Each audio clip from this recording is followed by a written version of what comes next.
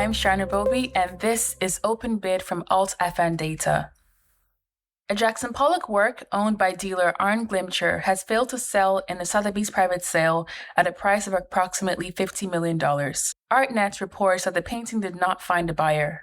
It follows last week's news that Pace Gallery is cutting roughly 50 artists from its roster and that chief executive Marc Glimcher called the mega gallery model unfixable. Artnet this morning is asking openly whether that model is collapsing and reports that Asia's art market is recalibrating. The pressure is concentrated at the top of the markets. We have two new executive appointments in luxury. Printemps, the French department store group, has named Remy Baume chief executive effective immediately. The role had been vacant since September of last year, which made it about 9 months without permanent leadership. And at Carven, Kai Nesselrath has been named design director. Nesselrath comes from Anthony Vaccarello's St. Laurent studio and will present his debut collection for the ICCF-owned label at Paris Fashion Week in the autumn.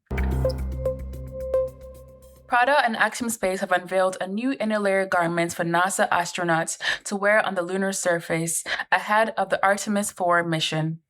The suit was shown at Prada's Soho flagship in New York. It is part of Prada's push to be the first major luxury house to make inroads into the space industry. We have a record in private aviation.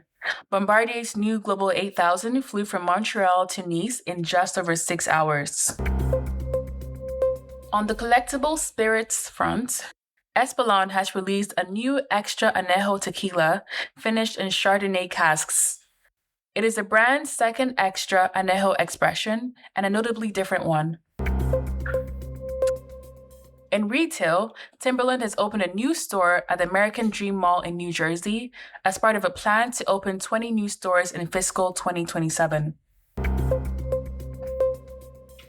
In Florence, the Galileo Museum has reunited Leonardo da Vinci's Codex Atlanticus for the first time in roughly 400 years. The museum's Leonardoteca project digitally restored the 550 pages that a 16th century sculptor had cut from the manuscript. The institution says it is retaining intellectual ownership of the digital reconstruction.